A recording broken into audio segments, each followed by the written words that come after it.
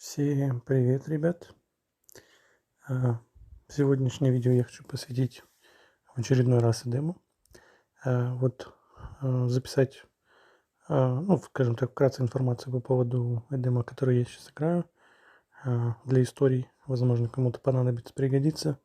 У кого-то будет этот эдем в первый раз. И, возможно, им это будет видео полезно, чтобы они понимали, что нужно в этом эдеме делать, чем отличается. И так как предыдущий эдем, где у нас были запасные базы, я его записывал, но без акцентов на то, в чем разница в эдеме в конкретном случае с другими. Я надеюсь, похожий эдем еще будет у нас в дальнейшем, и я запишу другие видео, другие варианты эдемов, которые у нас бывают в игре. А сейчас я вам хочу рассказать про наш эдем. Это эдем конфликт. У нас он представлен в виде фракционного эдема. Не знаю, есть ли вариации каких-либо других эдемов, не фракционных, но, допустим, там классических. Но у нас он представлен в виде фракционного эдема. Видите, на карте границ фракций, то есть, соответственно, север и юг. Для меня фракционный эдем более интересен. Здесь, как по мне, возможно, не настолько лучше награды, если вы занимаете там в обычном эдеме топ-3 места. То здесь они, возможно, похуже, нужно сравнивать, честно говоря, не смотрел. Но при этом здесь количество наград больше. Особенно если вы находитесь во фракции, которая победит по итогу. К наградам я вернусь чуть позже. Поэтому сейчас расскажу вам, что же нового здесь добавилось. Чтобы вы могли понимать. В первую очередь, эдем фракционный. То есть, для тех, кто уже играл, я думаю, к этому моменту у вас, я не думаю, что это будет первый эдем именно такой. Поэтому, я думаю, вы прекрасно должны понимать, как играется фракционный эдем. Я ближе к наградам расскажу, в чем есть разница. Потому что, когда вы играете, скажем так, в обычный классический эдем, там награды немножко по-другому начисляются, их варианты для получения. В фракционном эдеме здесь есть рейтинги гильдий в победной фракции и в фракции, которая терпит поражение. Поэтому здесь четко играют роли места среди других гильдий, которые вы занимаете для наград. И, соответственно, что касается фракционного эдема, то есть так во всех фракционных эдемах, это не конкретное отличие конфликта. И также, что у нас по конфликту? Во-первых, у нас вводят 4 ореола такие это обычные здания для базы. Не совсем обычные, они будут, конечно, только в эдеме работать. На текущий сезон. Когда он закончится, они пропадут. Но у них есть своя особенность. Я сейчас не буду здесь конкретно вдаваться в цивилизации и так далее. Это здание чудо. Здесь можете поставить на паузу, прочитать. И здесь можете на паузу поставить, прочитать. Я расскажу в 2 словах. Когда вы появитесь в эдеме, у вас будет возможность построить первые 2 здания. Эти. И спустя, наверное, может быть несколько дней, может быть неделю, эти здания. Что они дают? У каждого здания есть бонус. Он есть как для вас, так и для вашей гильдии. Поэтому здесь много нюансов. Постараюсь все рассказать и разложить по полочкам. Первые 2 здания. Статуя Моаи и пирамида Майя. Здесь, как видите, есть такие кнопки меню, то есть их можно улучшать. Обратите внимание на уровень, то есть 76, у меня там 49, здесь 60 плюс, бог войны здания, у меня вообще 107 уровень. Эти здания имеют безлимитный уровень, так сказать. То есть вы их можете повышать до какого хотите уровня, до сколько вам хватит ресурсов, времени, ускорителей, алмазов и так далее. Ресурсов они, конечно, кушают, дай бог, Но у многих к этому моменту уже этих ресурсов просто выше крыши, девать их некуда, поэтому, честно говоря, вообще не замечаю. Вот. Но для слабых баз, да. Ну, допустим, генерал сотни войн, если его улучшить, всегда он просит микросхемы, поэтому готовьте их заранее как можно больше. Вот. Ну и периодически вот здесь какой-то один из видов ресурсов. То есть это будет лес, там, потом нефть, потом железо, потом еда, потом опять там, допустим, дерево там, и так далее. Вот. Ну и потихоньку с каждым уровнем увеличивается количество необходимых ресурсов для улучшения здания. Вот здесь вы сразу можете видеть очень много информации. Первое — это мой рейтинг среди всех игроков в Эдеме. Да, то есть у меня 200 место. Рейтинг начисляется за уровень БМ здания, ну а точнее за его, в принципе, уровень. Ну то есть чем выше у меня уровень здания, тем выше я буду по рейтингу. Что мне дает это здание? Очки здоровья войск в Эдеме при рейтинге 181-200 я получаю плюс 13%. Следующий ранг, как видите, да, то есть будет плюс 14%. Но для этого мне нужно попасть в рейтинг от 161 до 180. Ну, то есть поднять несколько уровней зданий и посмотреть, возможно, я поднимусь в рейтинге. Вот здесь есть у каждого ореола есть вот такая вот кнопочка. Это рейтинг. Она может быть здесь, она может быть вот здесь. Вот то же самое, видите. То есть можно оттуда переходить, можно отсюда. Ну вот заходим в рейтинг, что мы здесь видим. Первое, что мы здесь видим, внизу видите 200 место у меня и уровень моего здания 107. Здесь рейтинг топ-50 игроков. Ну, в топ-50 я не вхожу. Как видите, чтобы войти в топ-50, нужно улучшить здание. Ну, как минимум до 154, наверное, уровня. Подвинуть нашего игрока. Вот, тогда я войду в топ-50. Вот, и, соответственно, ну, как видите, топ-1 игрок у нас это здание прокачал до 297 уровня.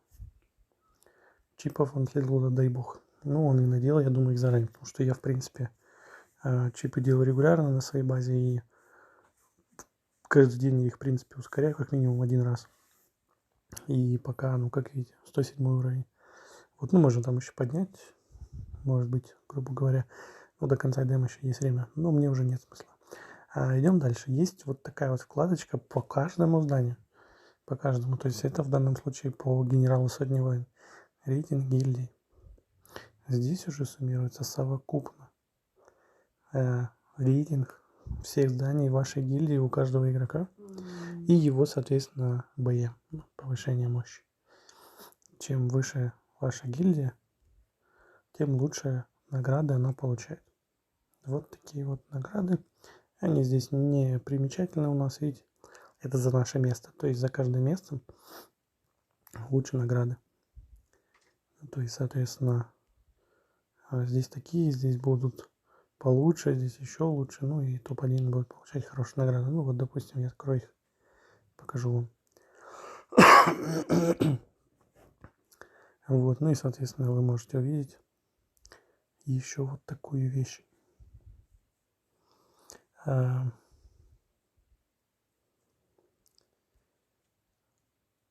Как видите, купон супернайм, да.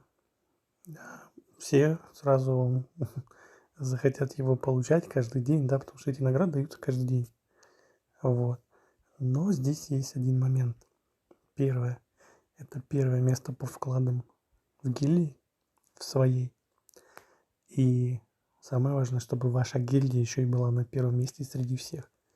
Вот когда вы самый-самый топ-1, ну, обычно игроки могут там выбирать, да, там я качаю вот это, вот этот ореол или вот это здание. Вот, соответственно, ну, чтобы друг с другом там не конкурировать, выбирают какие-то там определенные здания. Там у меня много чипов, я его качаю, другие я пока не буду.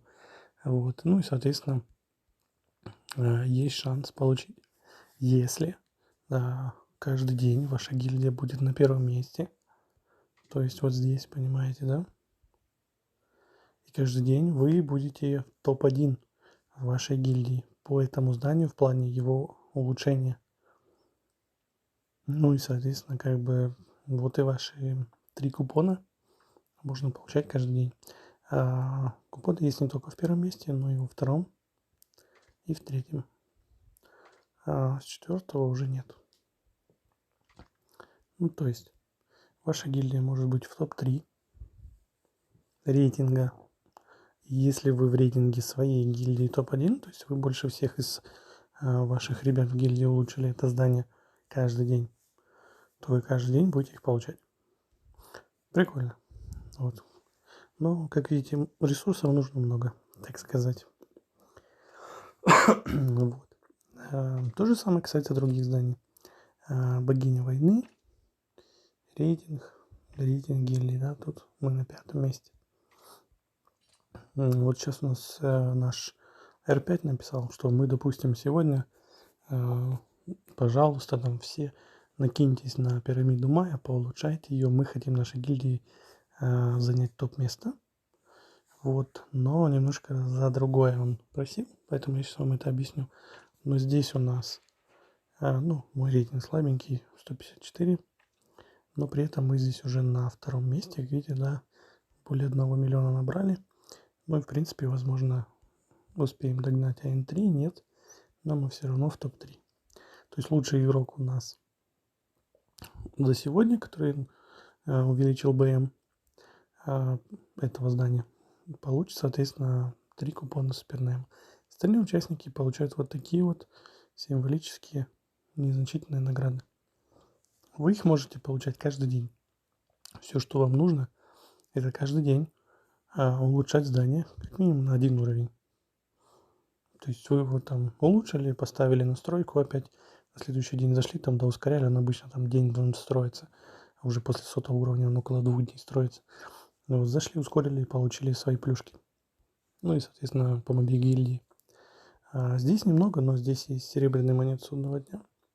Они на самом деле очень нужны. Там очень много вещей полезных за серебряные монеты. Но об этом не сегодня, это не важно. И редкоземельный элемент. Это тоже очень важно, потому что вам за счет редкоземельного элемента нужно будет улучшать статую богини войны. Она улучшается только за счет редкоземельного элемента, видите. Вот. И, соответственно, так просто его нигде не достать. Сейчас его нам добавили в возможность переработки, то есть мы можем получать, перерабатывая на фабриках. Но я покажу, он делается очень и очень долго. Вот. И, соответственно, мы его там вытаскиваем из всех наград, потому что здесь потом у вас появятся подарки сезона. Ну, каждый день заходите, будете там получать по 1000. Вот. Плюс 10 единиц личного опыта для наград, в общем. Вот. Ну и здесь, соответственно, тоже, видите, очень много заданий. Поднять статуи. Вот. В основном, сразу тем, кто забегу наперед, Муаи и Маю нужно поднять до 40 уровня, чтобы все задания выполнить.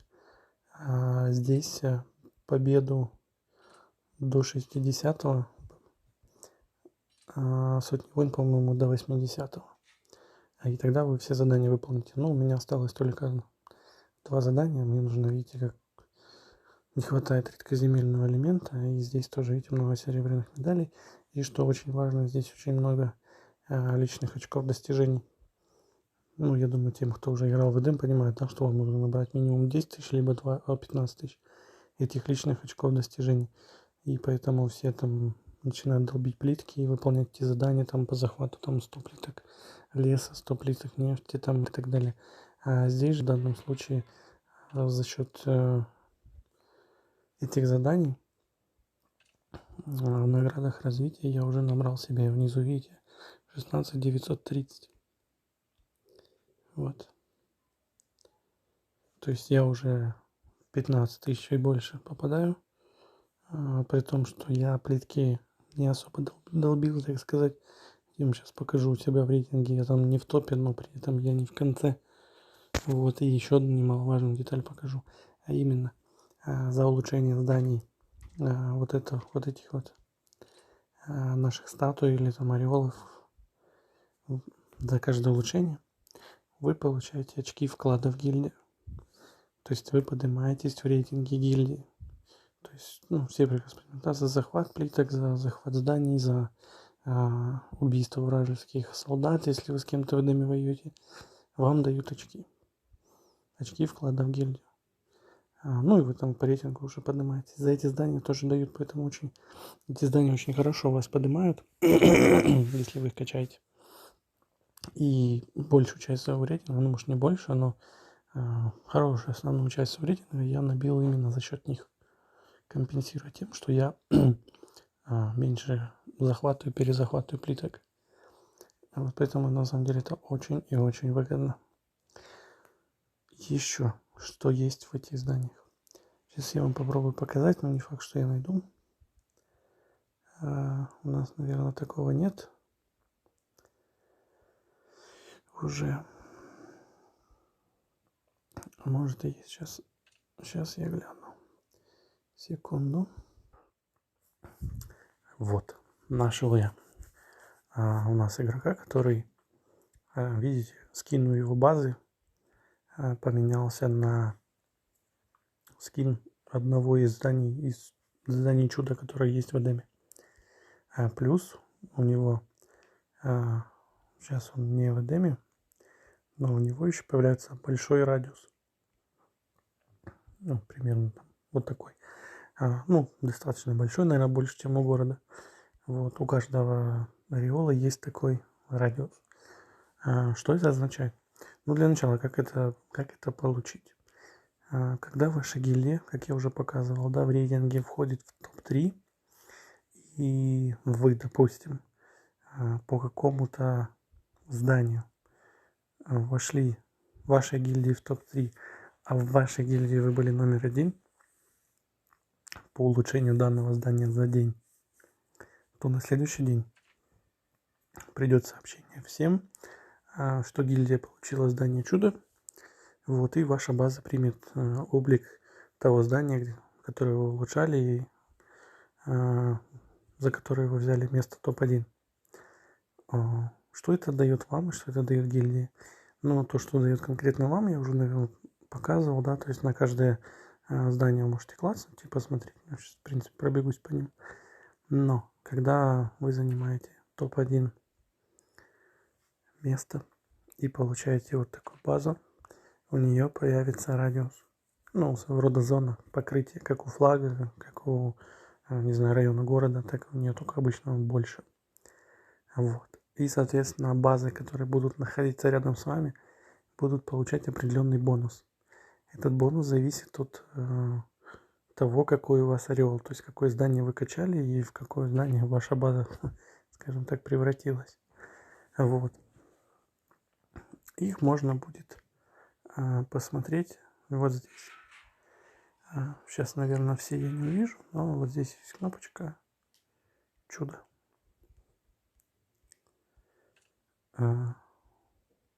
Когда вот здесь ваша гильдия получает здание чудо, обычно еще вот здесь записываются бонусы.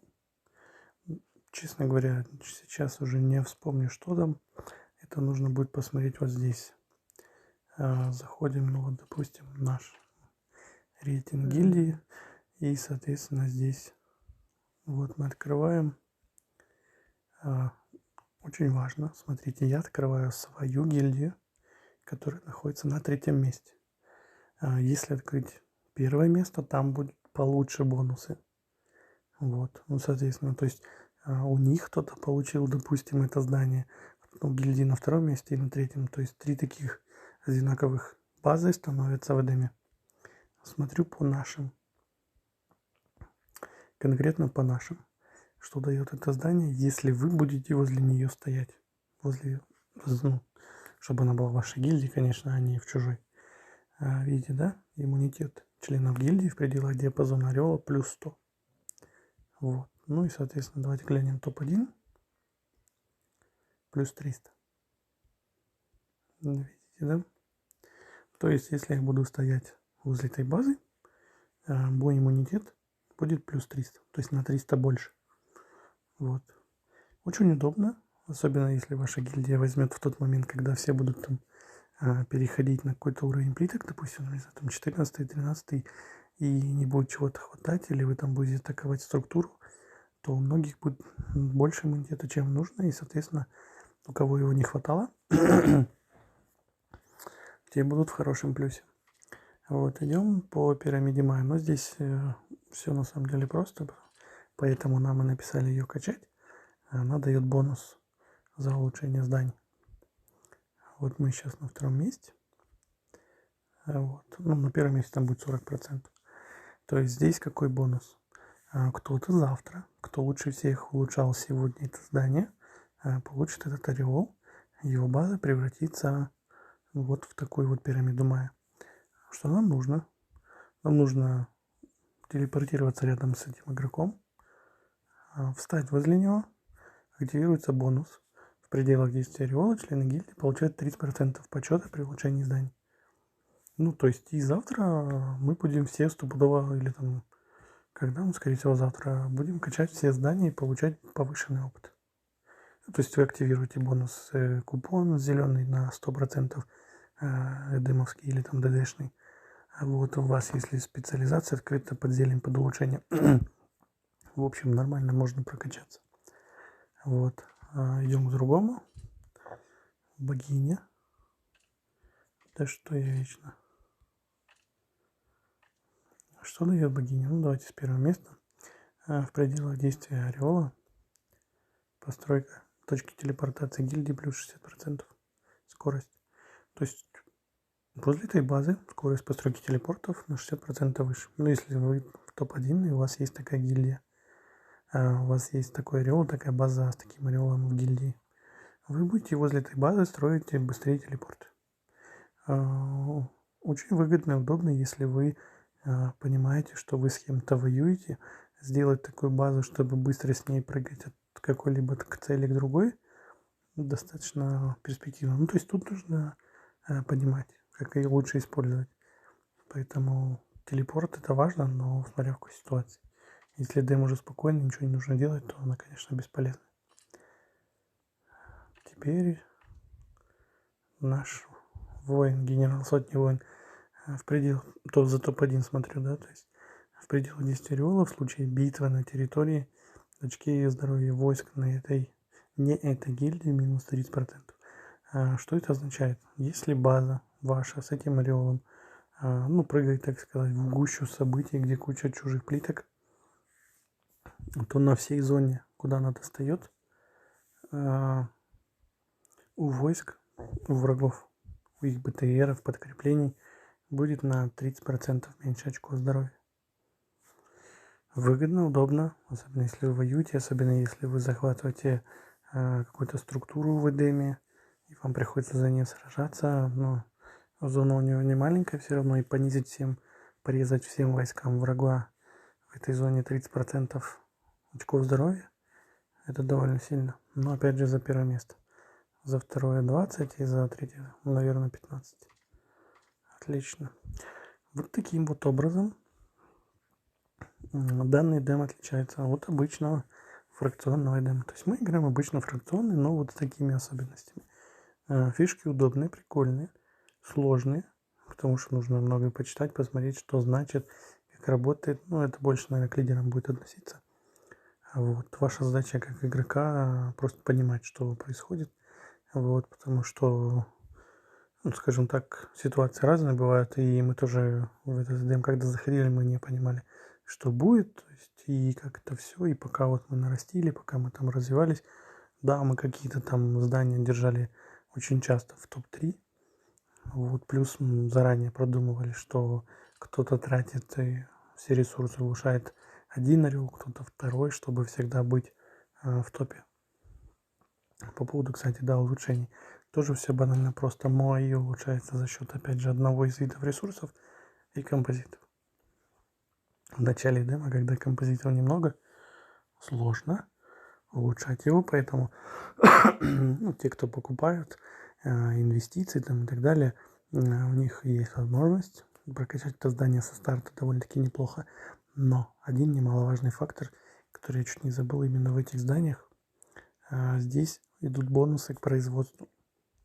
То То есть, улучшая здание МОАИ за композиты, вы получаете бонус к производству противоположных ресурсов, соответственно, урожай и древесина. Ну, то есть вы будете получать больше ресурсов с ферм и с лесов, с этих плиток.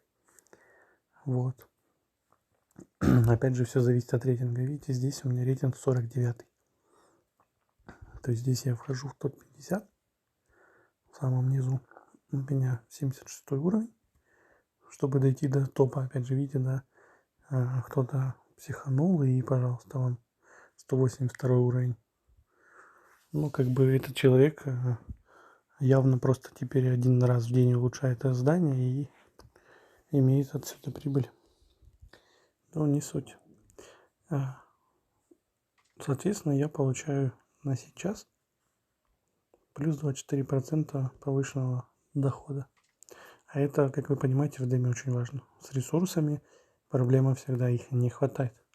С плитками, соответственно, тоже. Поэтому любое улучшение производства, даже специализация, это тоже хорошо.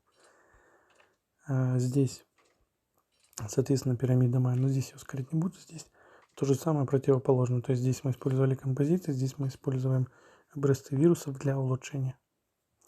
Вот здесь у меня рейтинг послабее. Что у меня по бонусам? Доход нефти и руды 15%. Ну, это уже обратный бонус. Я получаю, соответственно, повышенные ресурсы с плиток, с рудников и нефти. Здесь у нас атака в завоеваниях плюс 54%. Это, я так понимаю, аналогично наших пушек, фортов, бочонков. То есть, грубо говоря, у вас еще один дополнительный форт, дополнительные пушки. И здесь очки здоровья. Ну, тоже немаловажно. Плитки убивать и так далее. Либо вы с кем-то воюете. Вот. Это по поводу вот этой всей разницы. То есть сначала 2 ореола, потом еще 2 появится. Улучшать за мои улучшать за композиты, Майя за образцы вирусов, богини Победы за редкоземельный элемент, который здесь появляется редко, нужно выполнить задание. В идеале, как я понимаю, я ошибку одну допустил, это то, что у нас есть в магазине судного дня, вот, где я его, соответственно, весь выкупал, весь улучшал, использовал, точнее, на улучшение зданий, а это было делать не стоит. Я еще не знаю конкретно почему, но насколько я уже получал информацию от других ребят, которые у нас в гильдии там, вот, они говорят, что этот ресурс будет использоваться для новых технологий, которые будут после Т10. Вот, и здесь есть нюанс в чем. Если его просто собрать, ну вот он у меня сейчас есть, да, 10 тысяч, редкоземельный элемент.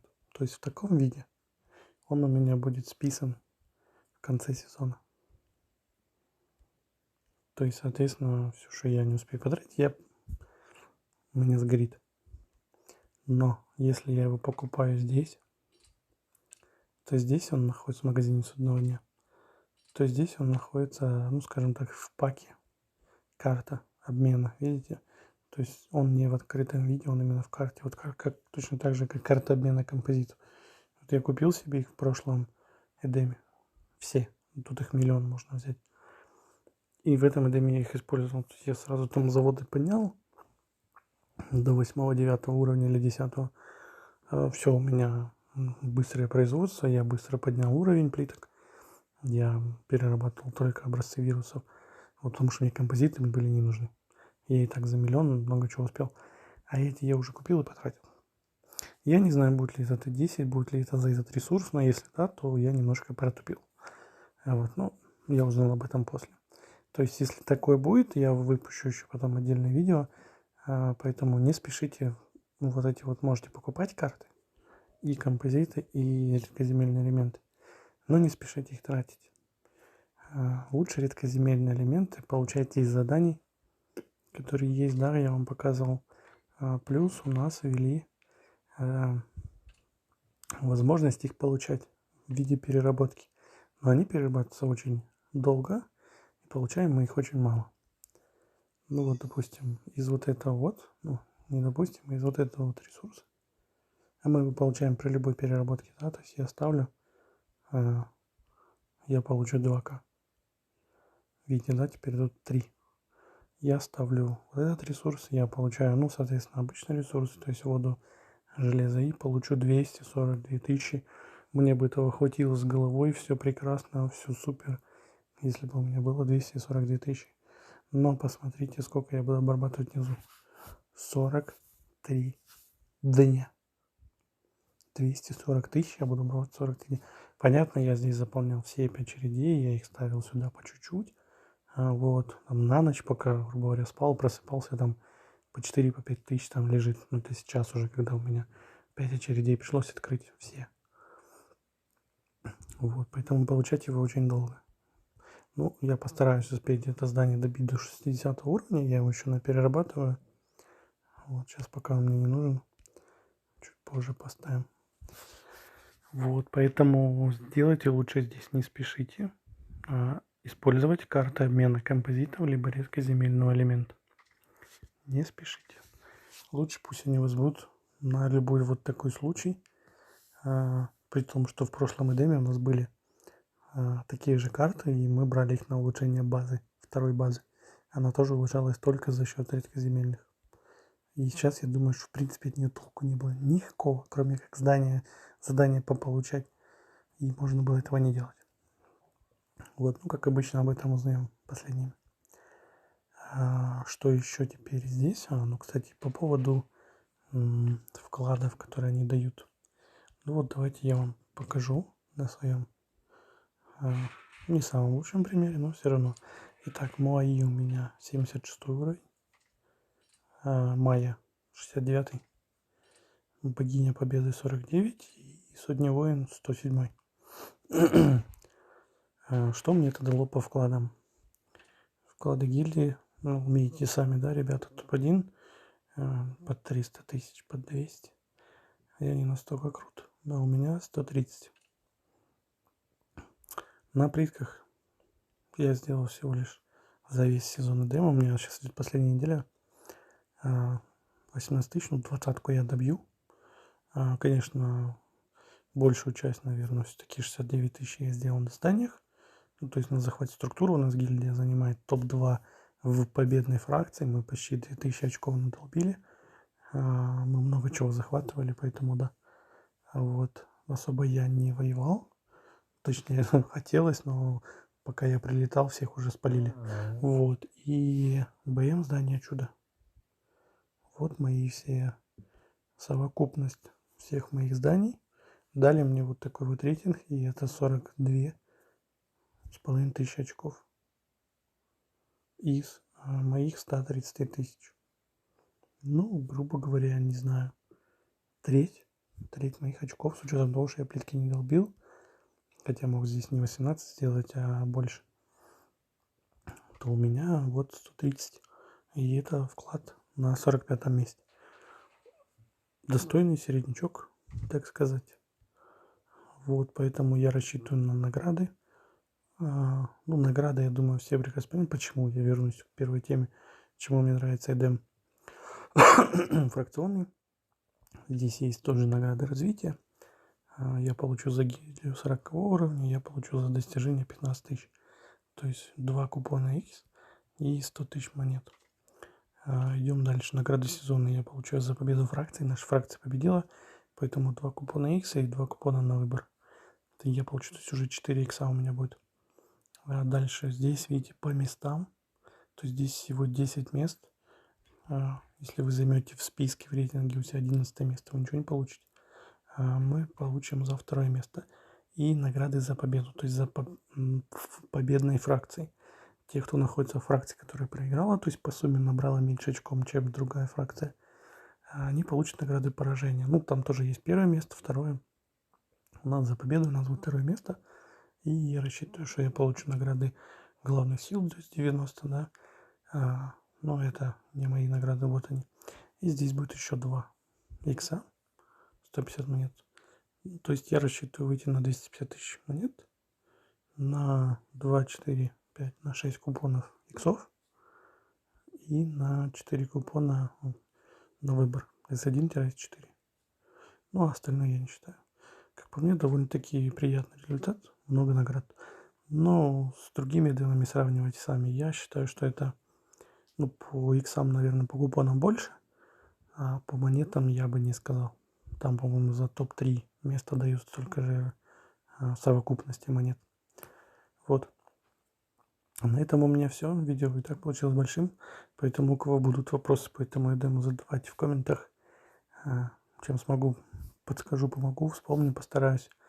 Вот. Ну а тем, кто будет впервые играть в этот эдем, удачи. Это весело. И, как говорится, пусть у вас все, ребят. Всем спасибо, всем удачи. Пока-пока.